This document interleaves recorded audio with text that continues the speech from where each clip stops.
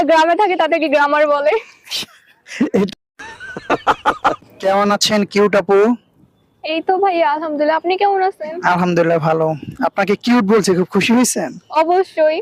কারণ আপনি তো খুব কিউটে, তাই তো? ধন্যবাদ। আচ্ছা, আপনাকে 5টা কোশ্চেন করছি, ফানি কোশ্চেন, হ্যাঁ? উত্তর দিবেন তো, পারবেন? ট্রাই। আচ্ছা আচ্ছা, বলেন তো গাছের ফল উপরের দিকে না গিয়ে নিচে পড়ে কেন?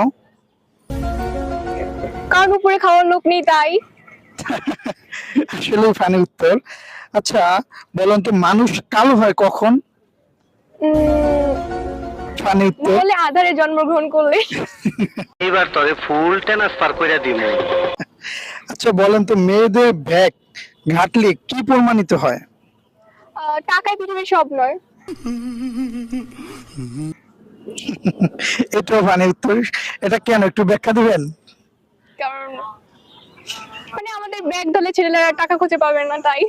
ও আচ্ছা, মেয়েরা একটু কিপটা প্রকৃতির হয়, তাই তো? কিছু না, মানে সবসময় মানে অযথা টাকা ভাঙতে চায় না। ও আচ্ছা, ওটাকে কিপটা বলে? না ভাই, এটা কিপটাকে বলে না, এটা সঞ্চয় বলে। সঞ্চয় বলে? হ্যাঁ, সঞ্চয়, ওয়াইফ মেন্টালিটি। Wife mentality. তাহলে আরেকটা কোশ্চেন করছি। আচ্ছা বলেন, মশা এবং হাতির মধ্যে পার্থক্য কি? মশা হচ্ছে হাতির রক্ত খেতে পারে, কিন্তু হাতি মশার রক্ত খেতে পারবে না।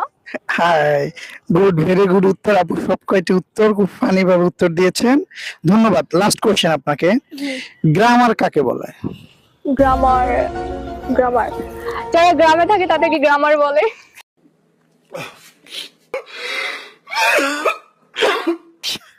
এটা আপনাকে হারাতে পারলাম না, এটার উত্তর সুন্দরভাবে দিয়েছেন, ধন্যবাদ আপু। ওয়েলকাম ভাইয়া।